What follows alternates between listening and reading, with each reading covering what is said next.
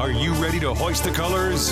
Now, time for the most in-depth look at the world of ECU athletics. Welcome in to Hoist the Colors with your host, Stephen Igo on 94.3 The Game. Watch the show live on Facebook and at 943thegame.com. Now, here's your host, Stephen Igo. All right, welcome into this edition of Hoist the Colors on 94.3 The Game.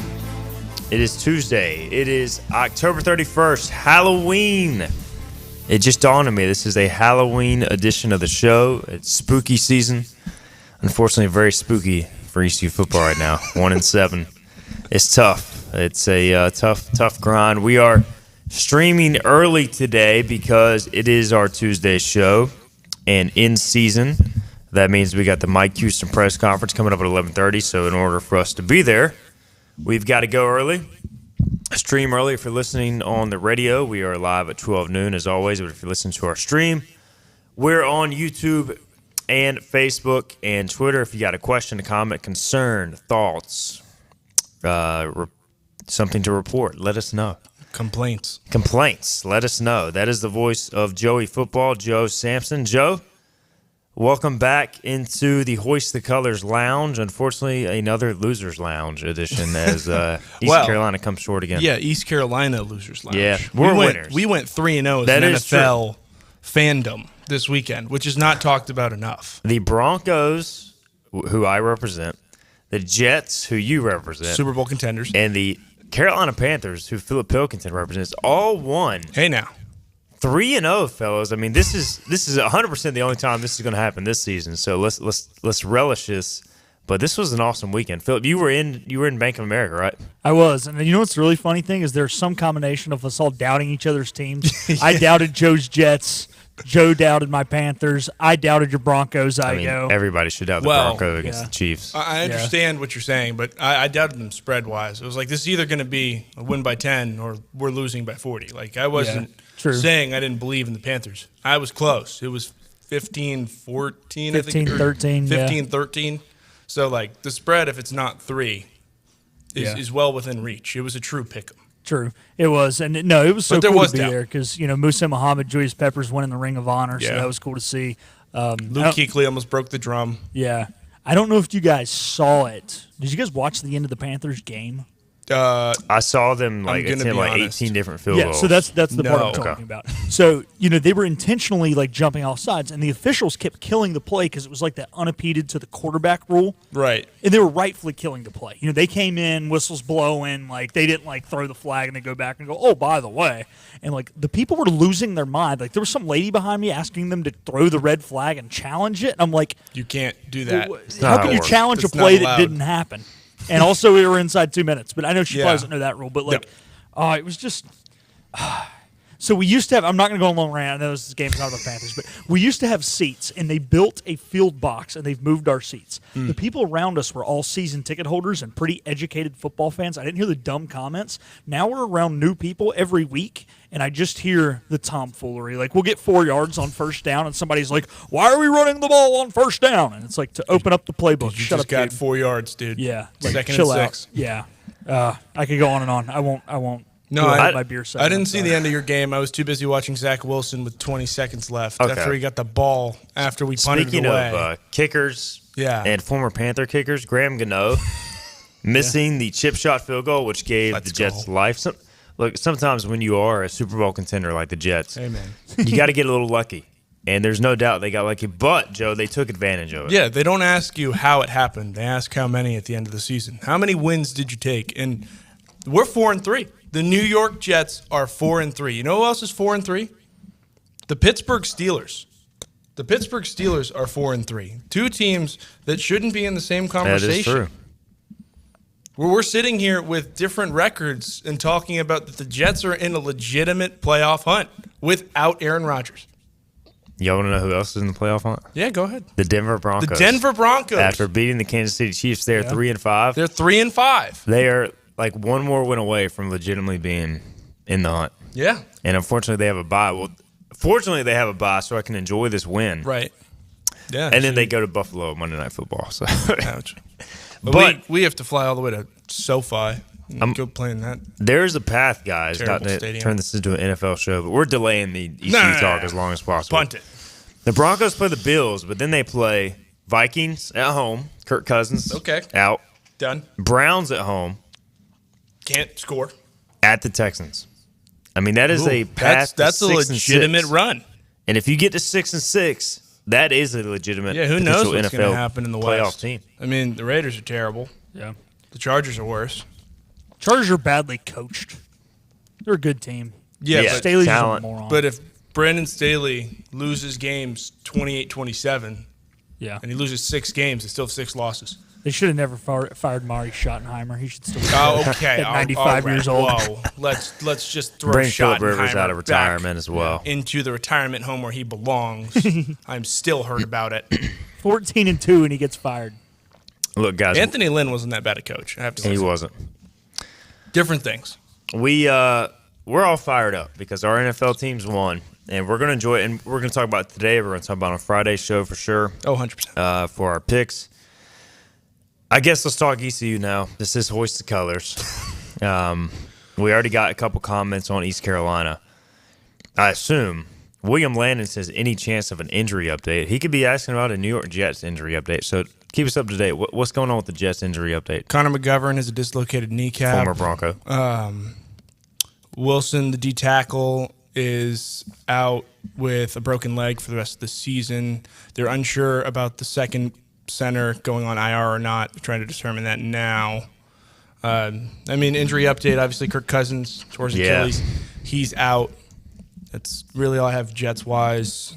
And Randall Cobb was a healthy scratch, so no injury there. Cole Hardman muffed a punt for you guys, so that had to injure the hearts of the Chiefs. But that's why Xavier Gibson was returning punts for the New York Jets. You probably have way more information on the injury update than I do, Mr. PFF. There's a lot of injury updates for ECU. Grady Jarrett also torn ACL for the Falcons. That's why Contavious Street was traded to the Eagles. I want to talk about, before we completely move on from the Broncos, if you go to Pro Football Focus. Tell them I go. And, Joe, you're looking at this. If you look at the very top. I know exactly what we're looking at. You tell them. The number 1 graded defensive player for the Denver Broncos is Jaquan McMillan, former ECU Pirate, former teammate of Joe Sampson, an 82.1 defensive grade, which is pretty close to elite. Now, he hasn't played as many snaps as a lot of these guys, but still, 223 defensive snaps, not the smallest sample size in the world. And first NFL pick, Patrick Mahomes. Why are you testing our boy Jaquan McMillan? Trying to throw the Travis Kelce. You got to know that if you got the nickel back Jaquan shadowing Travis Kelce, you can't get the ball by him. Dead play. I mean, what a stupid decision. His Pat Mahomes. handle is the island. It's Island 21. And he proved if you're going to put Travis Kelce on Island 21, you're going to get picked. You're going to get picked off. And Sauce, Jaquan McMillan, 2 best corners in the league. Same guy. 6 tackles, 2 TFLs. By the way, they threw a little screen pass. You know what he did? He said, dead. Swim move to the receiver. That's the Coach Ellis exclusive. And then got that TFL, forced a field goal. I'm going to be honest, though. I ran that play a couple times in practice. He hit me hard. I was like, I don't miss that. Jaquan McMillan he laid that guy out. I was like, I've been on the other end of that. I mean, for a small dude, he just knows how to tackle, man. He knows how to hit. So I go last Bronco corner with multiple TFLs in a game and an interception. Do you know who it is? I do, because he's my favorite Broncos corner of all time, Champ Bailey. Yeah. I was about to say Champ It's been a long time since somebody's done that. So he did a feat that has not been done since at least 2013. I don't know when. Special company. That is elite company. Let the young guys. That's the thing, man. And he always played outside corner at ECU. Yeah, because ECU didn't really have the nickel back. No, we don't run a lot of nickel or dime sets like that. But we always knew he kind of had to transition in NFL. Those smaller corners play the nickel, and it took us some time. Last year he played more outside corner for Denver, and I think this year with the Vance Joseph coming in, new defensive staff, they were like, all right, man, you got to transition to corner or nickel. Well, he really made it because of special teams. Yeah. And then they were like, okay, we trust him. He's just been good, man. Yeah. So happy for Jaquan. All right, William says for ECU football for injury update. Okay. I figured so. All right. So no, it's a fair question. Shane Calhoun confirmed confirmed out for the year. We talked about it with Coach Houston last night on the coaches show.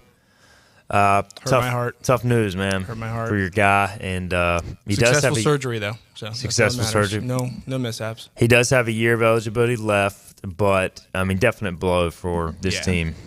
I mean, just 100%. I hate it. Other injury news: Tegan Wilk out for the year. Season.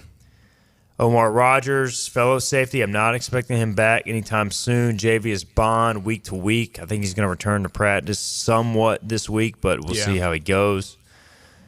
Let's see. I don't know what's going on with Richard Pierce, offensive lineman. He hasn't played in a while. I don't know if he's injured or if that's a non-injury thing. And there's a lot of guys that went out with injury that came back, so we can't confirm anything on that injury update. Like Taylor Jackson got hurt against UTSA, but he did come back.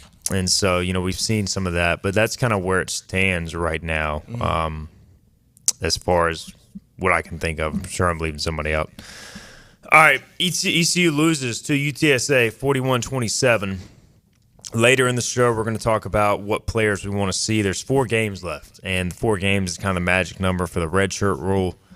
And, ECU, you can debate, look, how important is a red shirt with the portal and all that crap, but ECU still wants to redshirt and develop players, so we'll get into that discussion here in a little bit. But let's get your thoughts first on UTSA. I think this is your first time on.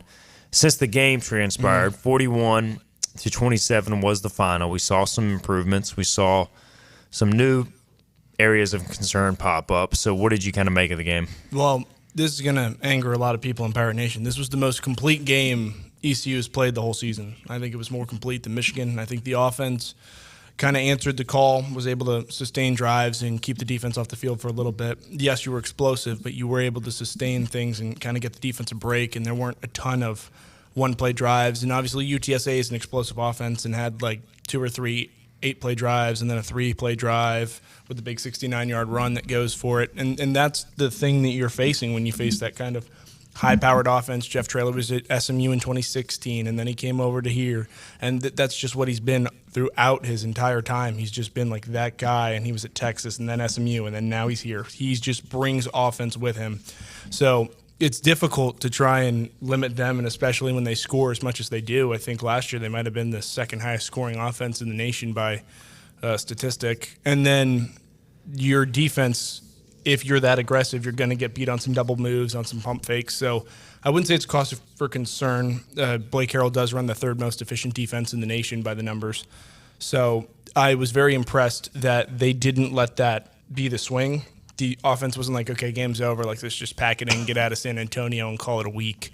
They fought till the end, and obviously Coach Houston has to say he's pissed and he's proud of these guys, and people don't want to hear the same soundbite, but you truly are. I mean, this is an offense that has been lackluster, has been lethargic, and looked the part of an actual high-powered offense, getting the ball out. Jalen Johnson with some great plays, kind of creating those drives and doing those things. The run game didn't look bad by any means, and you don't want to say it was a good loss, but it's a better loss than it has been in the past. It's just frustrating because it's like, where was this against Charlotte?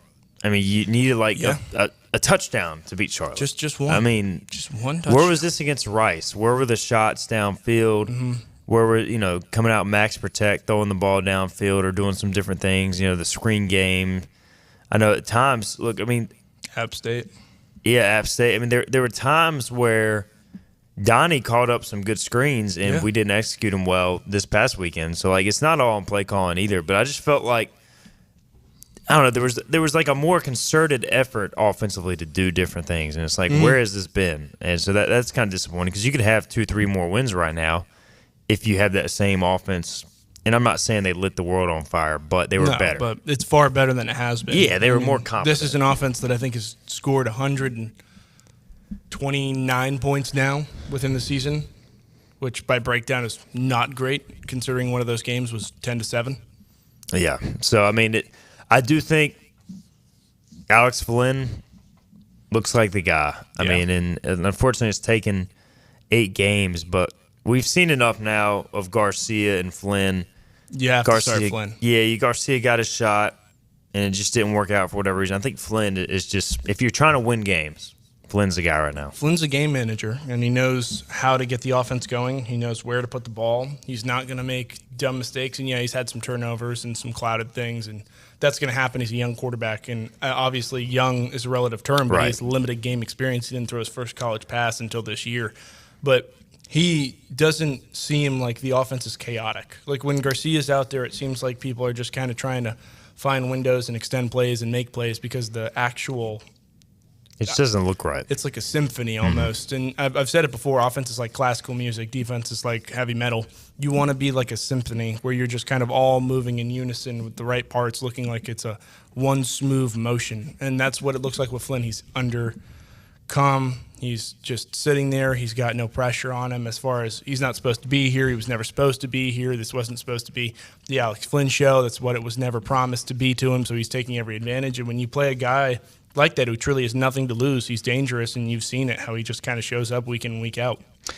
We can't do this because we can't go back in time, but and look, ECU had to play Garcia this year, and he may still play. He could still finish out the season. We're not sure. Yeah, I mean, it's just like, but let's say if you could rewind time and go back to the spring and say, all right, Alex, you're the starter. Mm-hmm. You get every single legitimate first-team rep in practice, and you're going to go into the season as a starter. What do you think ECU's record would be right now? I think you give him 2 more wins. I think Marshall, the late-game issues still kind of show up because it wasn't Garcia in the offense that was the issue. It was the defense on the double move or on the double pass, and then the big run from Ali to kill the clock and really kind of put the nail in the coffin there. I don't think there's any difference in Michigan as far as my head goes back. Maybe you hit that first ball to Shane Calhoun on the slot fade, and he kind of scores, and then you're up 7-0. But I still think the game finishes out 30-10, maybe 33-10, because a swing here or a swing there based on a drive. Obviously, you can't go back and predict that. App State, I think, finishes out the same way because we saw Flynn. We did see Flynn versus Rice and App for the most part. So Flynn. I also think it's different, though, for Rice. I think Rice, you might be able to come away with it because they did go to Garcia against Rice at one point, and you were kind of a little thrown off. So if you're using him in spells like that, maybe you can get him in on the goal line on that package and sneak in that touchdown so you don't drop it. I think it was 28-24.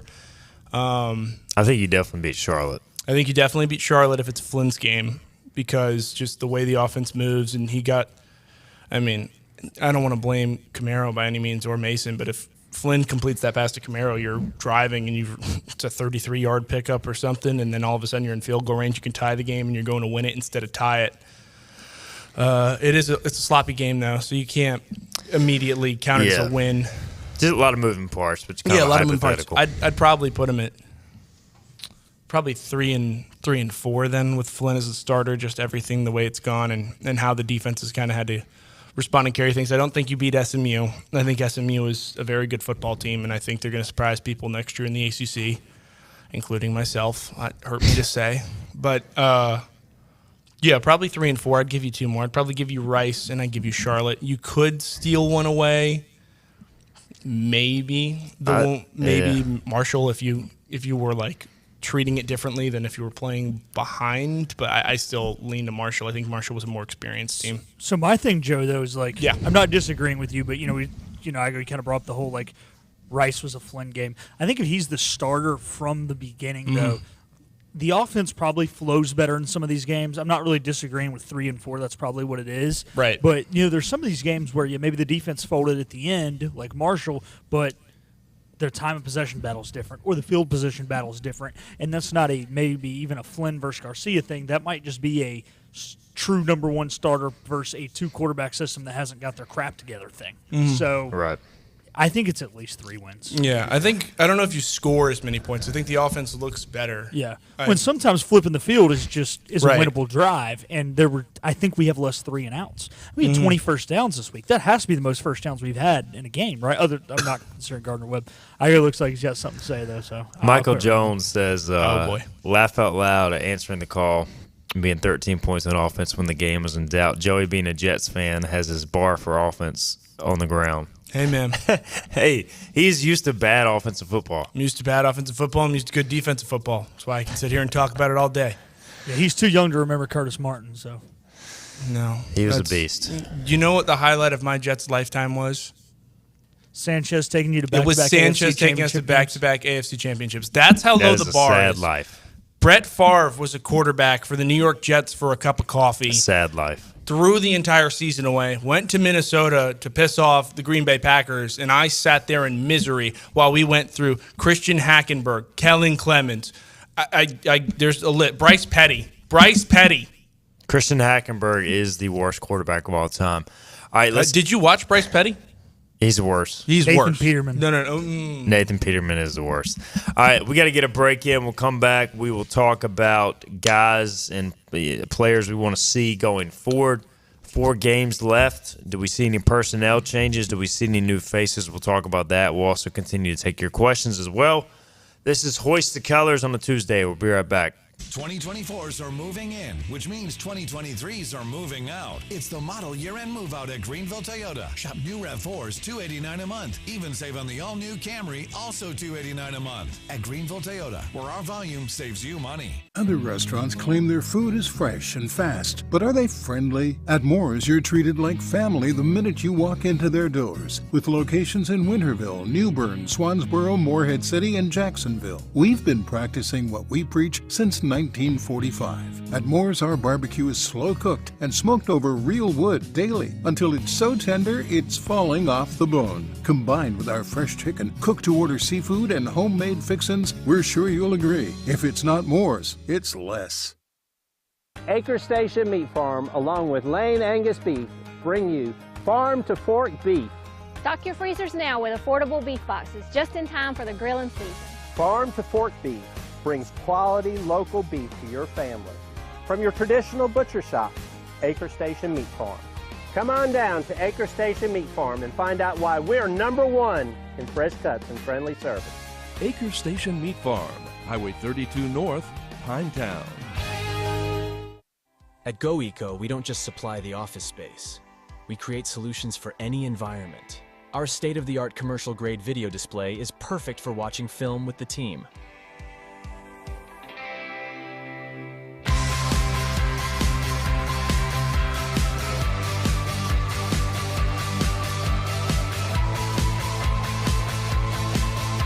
From film study to the field, elevate your game with GoEco.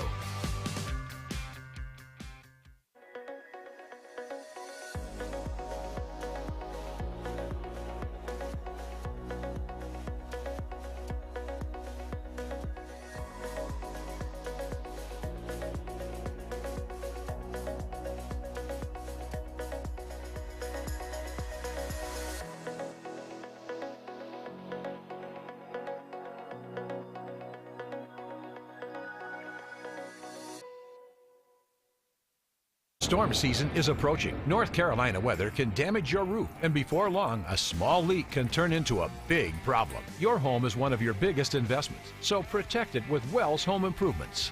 We work with all insurance companies for a hassle-free roof installation experience. Call us today and get 10% off your roof installation when you mention this commercial. 252-227-8403 or visit us online at wellshomeimprovements.com. Wells Home Improvements. Local, honest, dependable. The 2024s are here and the 2023s need to move. It's the model year-end move-out at Greenville Toyota. Move in on new Tacomas just $299 a month. Plus, get the Greenville Advantage at Greenville Toyota, where our volume saves you money. What's happening? Tell me what's happening. Every ECU fan's one stop for all things ECU athletics. This is Hoist the Colors with Stephen Igo on 94.3 The Game. Welcome back in. Tuesday, Halloween edition. What are you dressing up as this year, Joe? I went as Travis Kelce. That's real original. My brother went as Jason Kelce, so at least there was some kind of play into it. Okay. And my girlfriend was Taylor Swift, so there. Philip, do you have a costume for this year?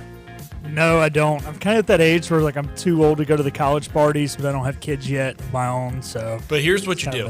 Holton did it the other day. All right, what do you do? Ref jersey backwards, walking cane, black sunglasses, American Conference patch. That's You're an good. AAC ref. That's good. Tell Holton I like his costume. But that is really good. Yeah, I'm not doing anything special tonight. Like, Morgan does his trivia tiebreakers on Tuesdays. He and my friends are going to that. So, what's your trivia name? What's your team name? They've been changing it up in that one. When we go on Wednesday nights to the sports trivia at AJ McMurphy's, though, with the Coneheads, which is not from the movie, it's from the third line or the second line of the USA hockey team, which they got it from the movie. So I guess it's kind of from the movie. But, yeah, it's our tribute to Team USA's 1980 hockey team. All right. Nice. I'm going as Steve from Blue's Clues, the original Steve, because my children, one of them is dressing up as blue, and the other one is going as magenta. So there you Look go. at that. Perfect. Be You even fun got the times. name. Yep. And I will need a photo of you in the green sweater, though. We will do that. Because that's got to be the new photo. 100% for the new ordered thumbnail. it off Amazon. It's ready to go. It's probably a little wrinkly because I haven't taken it out of the package, but we'll roll with it. I got my handy-dandy notebook as well. There you go. Do you have a thinking chair? I need to find one, Because unfortunately. I had a thinking chair up until I was like 8. You really had a thinking chair? I really had a thinking chair. I'll have to find a photo. Yeah. We had a thinking chair in my house until I was like 8. Yeah, My brother would have been like 6. Blue's Clues was my favorite TV show when I was a kid. I think it was my first or second. My second birthday was Blue's Clues themed, and my parents said I word I can't say on air blue for 2 weeks, and they were changing my diaper. We'll just put it that way. It was blue. Bum, ba-dum. All right. Fair enough. Well, play the Blue's Clues song on the outro. We might need to do that. All right. Couple things here. Thick Poppy wants to know what's the update on Ra Dilworth. He is week to week. He missed the UTSA game with an injury. Yeah. We'll see if he's back this week. We can try and get an answer today. We can try. I doubt. Coach Houston isn't going to discuss injuries and no mandated injury report. I get this question often, so we kind of put context clues together. Yeah. My favorite thing is just saying week to week. If I know a guy's not out for the season, I'm like, he's week to week. That's the same answer you're going to get from Coach Houston? Yeah, I mean, that's really what it is. We asked about Javius last week, and I was like, well, he's day to day, week to week. Right. We're not sure. Day to day, week to week, month to month. Yeah. Just one game at a time. All right. All right, Mike. So, players we want to see more of in the final games. We got a few comments here. Williams says, I want to see Camaro Edmonds and Walter Stribling get some snaps down the stretch. Thick Poppy wants to see Keelan Robinson and Ryan King at receiver. And Chuck wants to see Gerald Green from Georgia Southern. All fair answers. I guess we'll do this going position by position and just see if anybody jumps to mind. So quarterback, Raheem Jeter, I think, is kind of the question. When do we see Raheem? I don't think you see him this week. Here's the thing people need to realize. He has 4 games before he loses his red shirt. And he's already played Gardner-Webb. We've got 4 left. If he plays in all 4, it's 5. If he loses a red shirt, you lose a whole year of eligibility after only playing what could be a handful of snaps in the next 4 games. If you sit him out this week against Tulane, ranked opponent, which a lot of guys are going to be fired up for that, even though the season is, not to say lost, but essentially lost, you get a chance to knock off Tulane. It's their bowl game. That's what I said yesterday. This is essentially ECU's bowl game now. You get a chance to knock off Tulane, and then you get a chance to knock off Navy on their senior night, and you can hang your hat with 3 wins at the end of the season. It wasn't the best season, but at least you have those 3 to build off and hang your hat on. Here's where the Raheem Jeter wild card gets messy. Do you play him this week against Tulane to try and get him real experience, or do you roll him out against Navy in Annapolis on senior night, which could be his first time seeing Navy as Navy with their defense that gave our 5th-year quarterback last year, Holt Naylor, some trouble with coverages and clouds? Tulsa is where I break. I think he goes up. Tulsa for sure, but I also think you could play him at FAU. You could play him at FAU. I think those are your two maybe a spot. If you want to use him in a spot at Navy or even against Tulane, you could do that as well. You could put him in a package. Here's where you really get fun. Now that you have all these opportunities, Raheem Jeter lines up at receiver, Flynn's at quarterback, and you put Mason Garcia and an H-back in the backfield. You got 3 quarterbacks on the field at once. Who's getting the ball? Who's throwing the ball? As long as it's behind the line of scrimmage, it can be a double pass. Joe, we're 8 games in. I haven't seen a single trick play for a 1-17. What are we doing? I don't know. They don't have me. I mean, I'm just like, there's nothing to lose. I think it's one of those things where normally your trick plays go to the guys that you have the most trust in. Right. Snead throwing it last year. Holt Naylor's ran the route and caught one of them. I mean, it just seems like they don't have – Keaton Mitchell's down there somewhere was last year's motto. And you just don't have that this year, and especially with Bond out. I think Bond would have been the candidate for the double reverse or trick play as far as that goes, or the double reverse pass where he goes on a wheel route and you can just have Josiah throw it as far as he can. But it just hasn't materialized. And when you're not getting the offense to where it needs to go, you can't go the trick route because nobody's biting on it. Right. Because nobody's biting on the jet sweep to begin with because you don't run it very well. Then it's hard to run a trick play off of it. Yeah. So it is what it is. Has nothing to do with me. I'm sorry, people. Running back with Javius and Bond out, we saw more Gerald Green.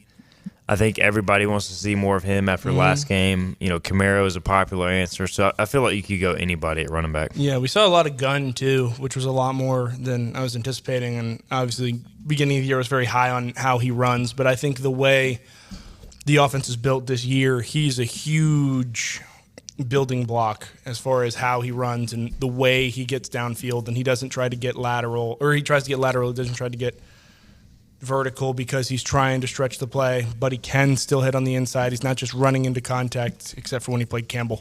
But he's the downhill guy. And Rajay tries to dance a little bit and get upfield, but I think that Marlon has a better feel for running outside or inside and choosing and making up his mind. I just want to see who's going to emerge to be next year where we can have a 1A and a 1B like we did a year ago. Rajay is going to be one of those guys. So I think it's right now it's hard to answer one of the next 4 guys. It's just let's see some guy prove he can be that guy, drive in and drive out. I think it's also got to be Bond coming back because he's a huge, not question mark, but he's a huge question block, I guess is the best way to put it, because there's so many different questions to try and answer. Question block, I like that. Yeah, can he be the spot guy? Can he be the slot guy? Can he be the speed back? Can he be the power back?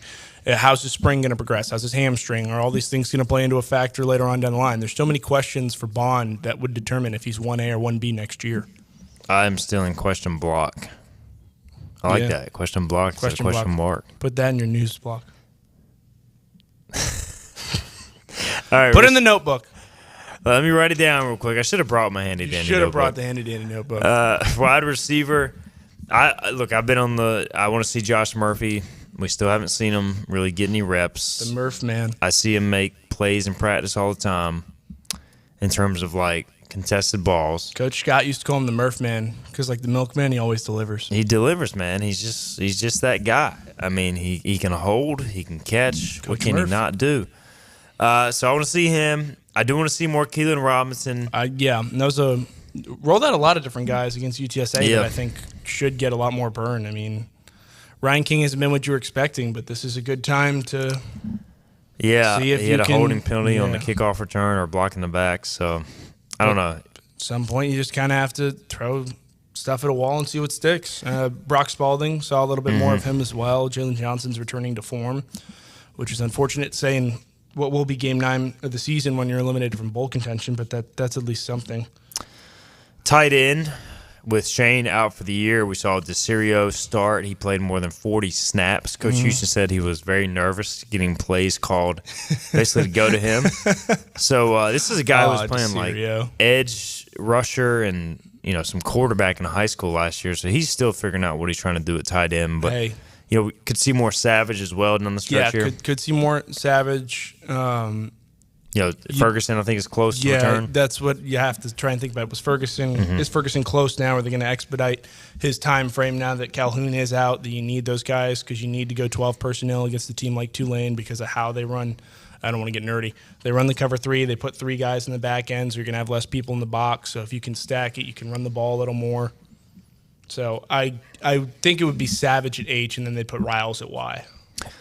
The offensive line, we've seen some guys worked in. Ryan Beckman played against Charlotte, but did not play against UTSA. Played the whole second half against Charlotte. Yeah, and Isaiah Foote has played more the last few weeks. He seems to be getting back into better condition coming off his surgery. So I think he's a guy we could see more of.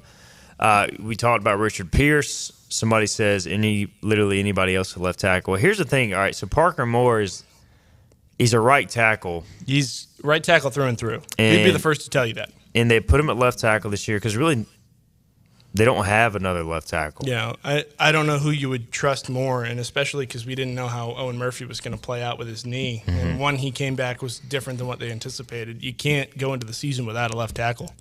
But I think the reason why they chose Parker of all people was because he protected Holton's blind side. He was pretty much playing left tackle but on the from right side. that side, from the right side. But the issue is so he's got the mental side of being not usually having tight end help, play on the weak side, going against the best pass rusher. The issue is it's a total different skill set stepping with the other foot, and I think that's been his transition issue.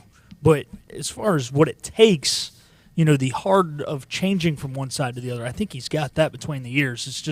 It's really hard when you've, kicked with your right foot and pushed with your left your whole life to switch. It really is. It's just true body mechanics. I mean, if you've never kick slid with your left foot before, it's a completely different experience in how you're punching and where your hands line up and get off and all that, and how you're looking at the ball from the other side. It's its own problem.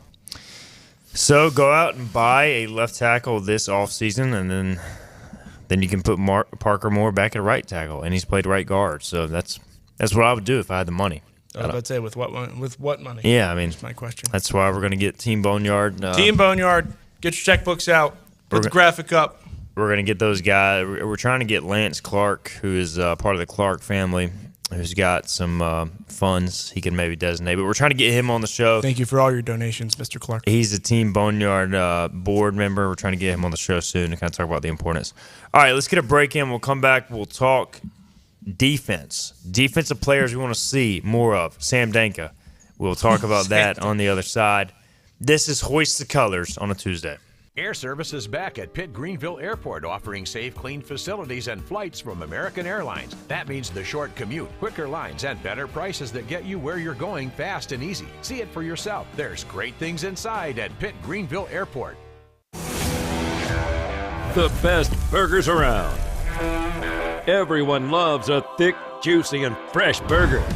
Tiebreakers in Greenville, plus the all-new Tiebreakers in Winterville. Do real burgers better than anybody. So don't just go to any burger-themed restaurant chain. It's time to break the chain and eat local. Tiebreakers, real burgers at its best. Everybody loves burgers. Living easy is the sound of children laughing as you make memories with neighbors and friends.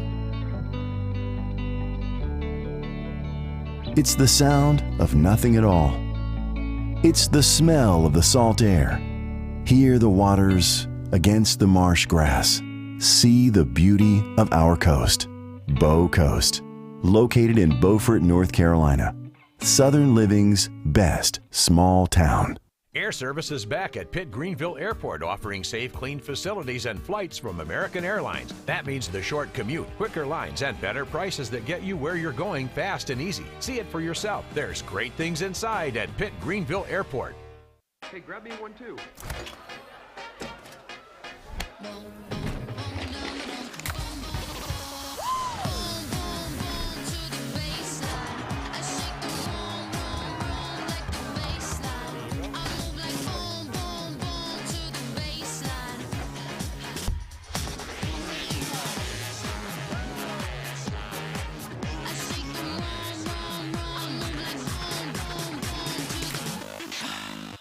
R&D Brewing is proud to partner with the ECU Pirates, and now you can enjoy Pirates Brew, the official craft beer of ECU Athletics. Pirates Brew is a carefully curated light beer that embodies the spirit of ECU, a refreshing and easy drinking light beer. Pirates Brew by R&D Brewing is available now at grocery stores, local retailers, and at ECU athletic events. Head over to your favorite store and enjoy a nice Pirates Brew today, or else you'll walk the plank. Hand me another Pirates Brew. Arr.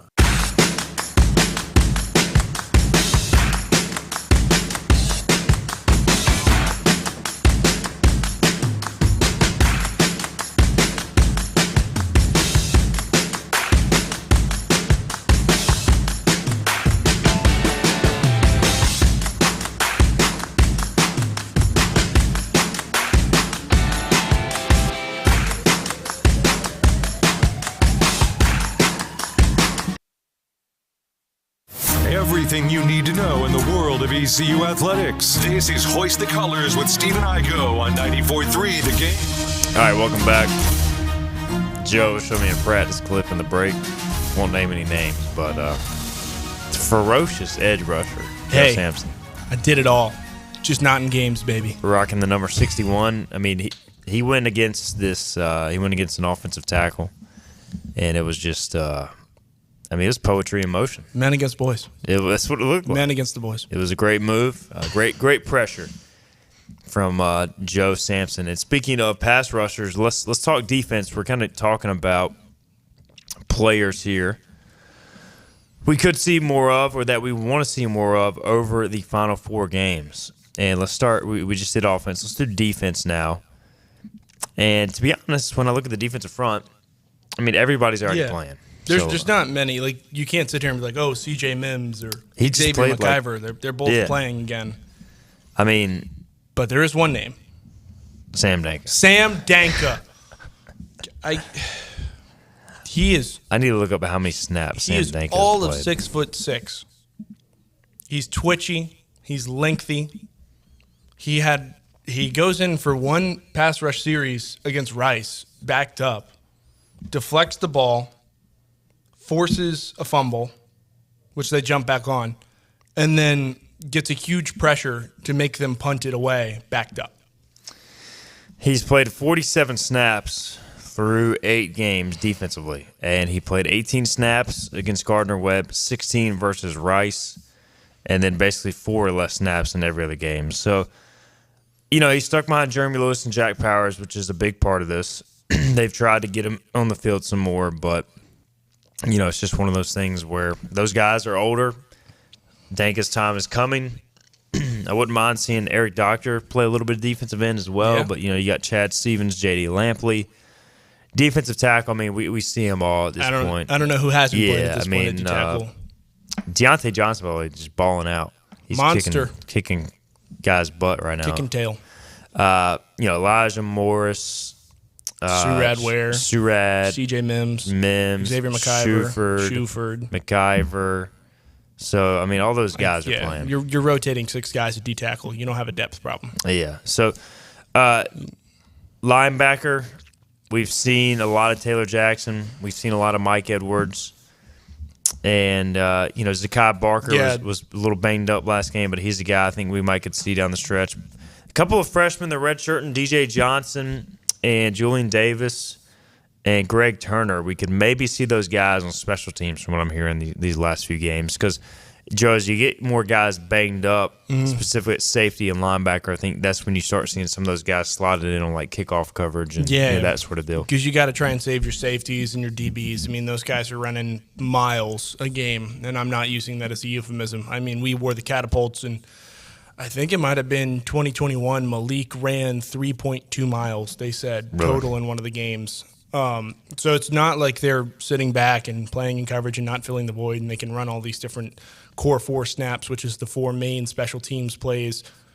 So you have to go to the young guys. Okay, well, you've been playing kickoff in practice. We have to get you out there. You've been playing kickoff return at the fullback. We got to get you out there. On punt, can we save one of these guys on the edge by putting a D end instead of having him trying to play on the edge to try and force a punt? And that's where this part of the season really comes through. And when you get to this part of the season, normally you're trying to get young guys reps so you can have depth down the line, where if you need a spell, you can trust these younger guys that you've been building up. But now, the way that the program's kind of facing, you have to get young guys experience to build them, to have them for the future.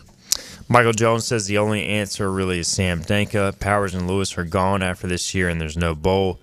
There's no reason he shouldn't get the majority of the reps the rest of the season, is kind of what he says. So I get what you're saying, Michael. I understand. But also, Jeremy Lewis and Jack Powers are nearing their last days as a Pirate. You can't take away their snaps just because of that. I mean, that would crush the locker room too. You just can't do that. It destroys the locker room. That all of a sudden you're turning to youth. This isn't the NFL where like the Broncos can go out and go, okay, we're only playing the young guys from here on out to see how that plays out. Like I think you can work. Yeah, you can work Dank in more, but you can't give him the majority and be like, hey, Jeremy, I know you're trying to go to the league here, but we're going to bench you. Go sit on the bench for me real quick. That's just not, No, and you'd lose the locker room. I mean, these guys have been playing for each other. Like, you only get so many in Dowdy, and that's what you're thinking about. They only have 2 more in Dowdy. And that's even if you do that, the Lewis and Powers, that's going to affect your D-line, Elijah, all those guys are What boys. message does that send? So you can't do it that way. I understand what you're saying, where you'd want more out of Danka, and I agree. We do too. I mean, we've been you talking want more about reps. We stood there week 2 post Michigan, and we said, when is Sam Danka getting burned at defensive end? And Coach was like, it's coming, it's coming. They played Marshall. We were like, longer guys. Is this the chance we see that's coming? We went to Rice. We asked him verbatim. We're like, is this a Sam Danka and B.J. King or B.J. Davis run? Like, is this one of those times? And he was like, well, it's coming. So we're still waiting. We're still waiting. But I understand. Play Sam Danka in football games. Safety. We talked about Teagan and Omar Rogers being banged up. And so, I've heard Javian Clark is a freshman who's going to play some special teams. Greg Turner's a guy who's playing that Sam position behind, Kingston McKinstry, Ra Dilworth, so you could see a little bit more of him down the stretch. Kamari McKinley's a freshman that they really like. He can play some special teams. Ty Moss. Ty Moss, Devin King, Ty Moss. I want to see more of those guys as well. Yeah, answers within the program. I mean, these are guys that have been in the system now for 3 years, and even though Ty Moss is a converted quarterback and Devin King came over from Marshall, I mean, these are still guys who now have experience and have played in big moments, and this is who you turn to. This is when you figure out who can replace Julius Wood at the free safety, because right now he's playing boundary. I mean, you want him to be into the field. You can put somebody in the boundary and kind of save that role. Who do you want to replace him? Who are you looking to next year when Julius Wood is no longer in a Pirates uniform? Who is going to be your starting safety? Cornerback, we're already seeing Antoine Jackson, who's 17, play a lot. So, every rep he gets is crucial. It's crucial. That's development. Clearly going to have to pay him and Siobhan Revel, I think, to keep them here. I mean, the way they're playing right now. Or, excuse me, Siobhan Revel. Which is just mind-boggling.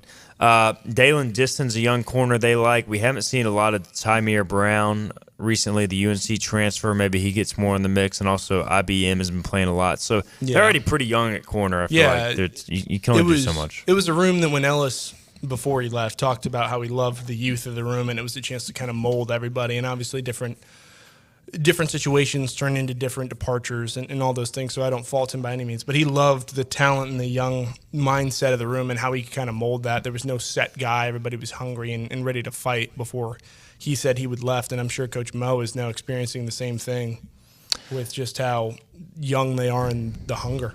Looking at the Pro Football Focus rankings, the highest graded player for ECU through 8 games, Siobhan Revel.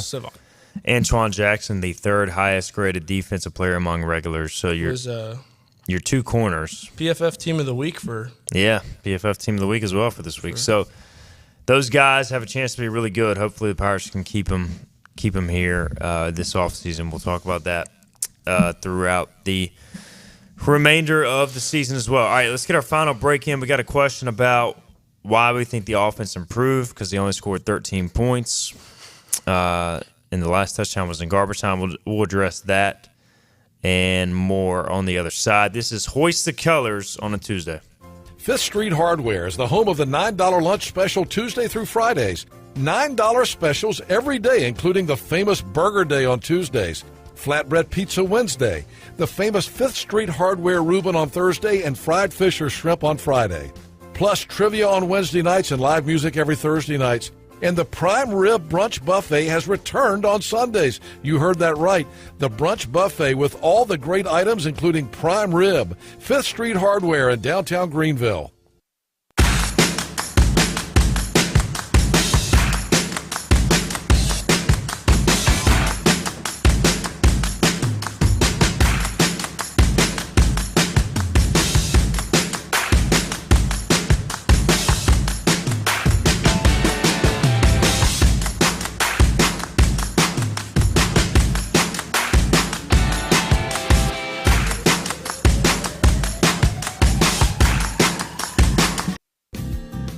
Tax credits are back. Get a 30% tax credit, up to $2,000 off your new Mitsubishi electric heat pump install. Let Comfort Master help you take advantage of the tax credits with a qualifying Mitsubishi electric ducted heat pump or non-ducted Mitsubishi electric mini splits. Mitsubishi electric mini splits are ideal for bonus rooms, garages, or sunrooms. If you need a new HVAC unit, call Comfort Master today. Call Comfort Master.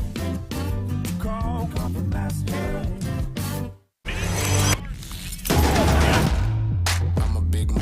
You can't name a lot of things that I didn't do. Stacking paper like a book, not a Kindle. You outdated, I'm the one they getting into, and I ain't break a sweat. Let's get it, let's get it, let's get it, let's get it, let's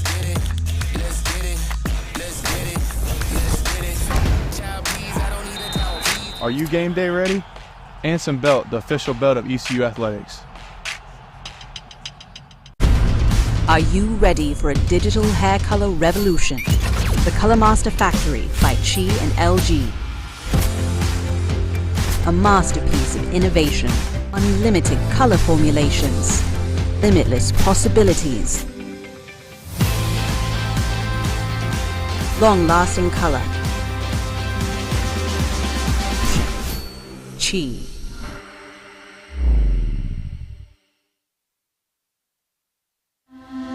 This is about you, your family, and the health of all who live in Eastern North Carolina. This is about the transformation of a health system into something more powerful and more human. About creating new ways to treat disease and keep you well. This is about ECU Health, which is to say, it's really all about you. ECU Health. Minds, hearts, purpose. We're live with Stephen Igo on 94.3 The Game. Hoist the Jolly Roger! Now, back to Hoist the Colors. Welcome back. Hoist the Colors, 2 minutes left. We are rewatching on Twitter. 8 years ago today, Miami. Don't tell Philip. Beat the Duke Blue Devils on the 8 lateral kick return on the final play. Was that one player down? He's down 3 times. We can go back. I wish I had a telestrator. He's down like 3 different times. On the second one, they throw back across. He's down when he tries to throw it back. It's a forward pass when he's running on the left or the right side of the field to throw it to the left. Right. And then on the other one, before he flips it behind his head, he's down again. And they go back and they show it the next day on Scott Van Pelt. He's like, bad beats. Yo, he was down 3 times. Here's the thing that ticked me off the most. I was at the game. You were at the game? Yes. All 12 people. Oh, they gosh. threw a penalty for a block in the back. Yeah, we're seeing that now. And then had the heart to come out and say, after review, you can't review freaking penalties. He said, after review, the block in question was from the side. And after I looked at the replay, heck no, it wasn't. And you cannot review a block in the back. He's down 3 times. He's down 3 times. There were 5 extra players and 2 coaches that ran on the field during the play. That's a hold. Was this the one that was the block in the back? That's a block in the back. That's a blind side. They'd say that's a side. I mean, that was the worst. I mean, I felt like the kid from the Michigan State game. Remember the kid from Michigan's like with his hands. I was like, oh, yeah, that was me. Cobra. We stood there like in disbelief for another like 20 minutes. Can't and just review didn't penalties. You can't review penalties, and you can't end the game on a penalty. So if they call the penalty, you have to, by rule, re-kick it unless it's declined by the other team. No, it would be a penalty. It was an offensive penalty. You can't end it on a penalty. You can end on an offensive penalty. It's no defensive penalty. Look, I mean, if you're Duke, It's just special teams. don't give up The team with the ball kick return. Is that the college rule? Yeah, you can end the game. NFL, you can't end on a penalty. Yeah, you can. They passed the rule after. They changed it. Yeah, after the Ravens held the guy on the punt against the Bengals. Gotcha. Wasted 14 seconds. Yeah, but I don't know. So the point is, they reviewed a penalty. It was cheap. They should have never lost the game, and it was the worst Halloween of my life. Luckily, the Panthers had a good year that year. This was 2015. And they lost to who in the Super Bowl? Yeah, you know what? We weren't talking to you. Hey, you know what? I deserve that. I was giving you crap the other day on Busch Light Pirate Game Day Countdown. On the Busch Light Pirate Game Day Countdown. Matt wants to know, I don't understand why we think our offense is doing better when we scored 13 points on offense. The last touchdown was in garbage time. Well, Matt, let me put it to you this way. If you totaled your car tomorrow and you were driving some 2002 Toyota Camry that had 5,636,000 miles on it on top of that, would it be an improvement? Sorry. If you were driving. If you could drive any car after your car gets totaled, yeah, it's an improvement. What we're saying is, look, the standard was low, and they improved on the standard for this year. Yeah. We're not looking at the Pirates of old. This is this year, in the year of our Lord, 2023. They had 127 yards against Charlotte, and they had 360-something against UTSA. They threw the ball down the field. They caught the football. They blocked better.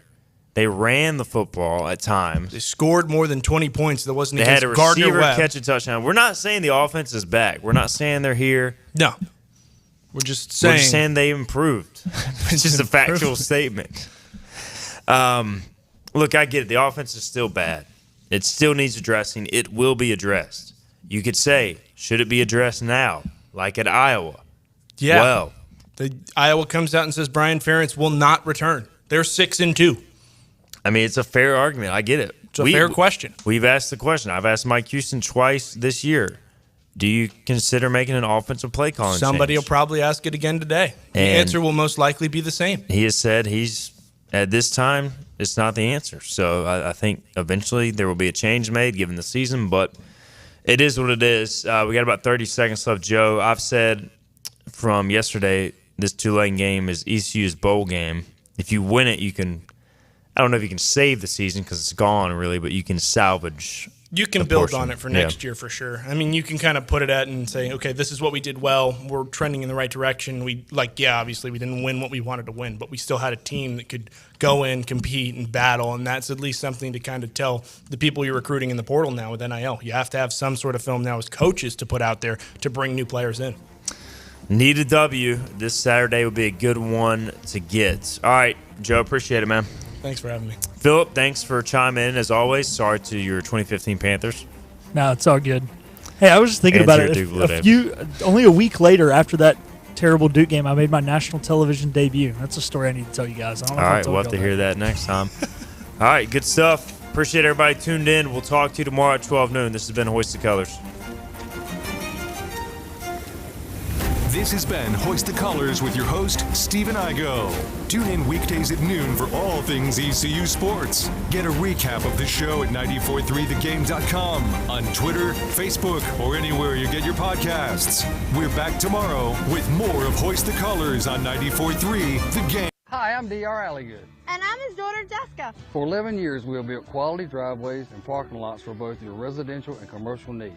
We also offer free on-site quotes to have your custom driveways built the way you want. Call AA Hauling 252-946-1227 or AAHauling.com. R&D Brewing is proud to partner with the ECU Pirates, and now you can enjoy Pirates Brew, the official craft beer of ECU Athletics. Pirates Brew is a carefully curated light beer that embodies the spirit of ECU, a refreshing and easy drinking light beer. Pirates Brew by R&D Brewing is available now at grocery stores, local retailers, and at ECU athletic events. Head over to your favorite store and enjoy a nice Pirates Brew today, or else you'll walk the plank. Hand me another Pirates Brew.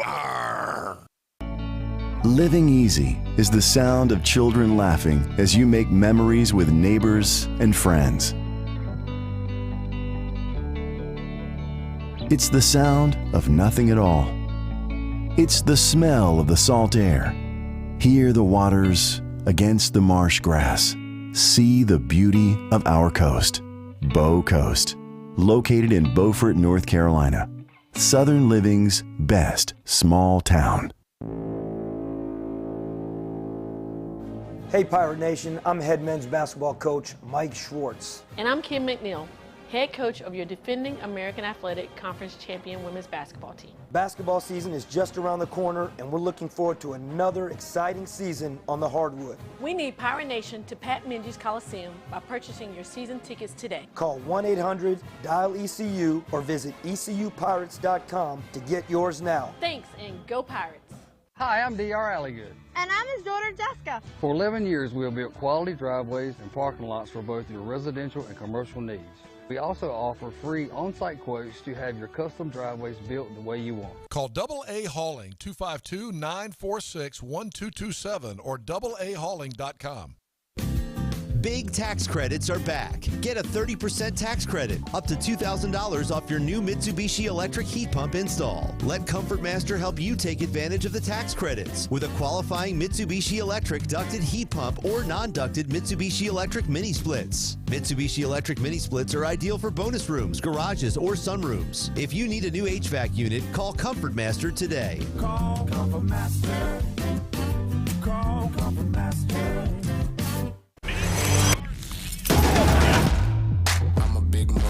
You can't name a lot of things that I didn't do.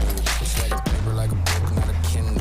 You outdated, I'm the one they getting into, and I won't break a sweat. Let's get it, let's get it, let's get it, let's get it, let's get it, let's get it, let's get it, let's get it.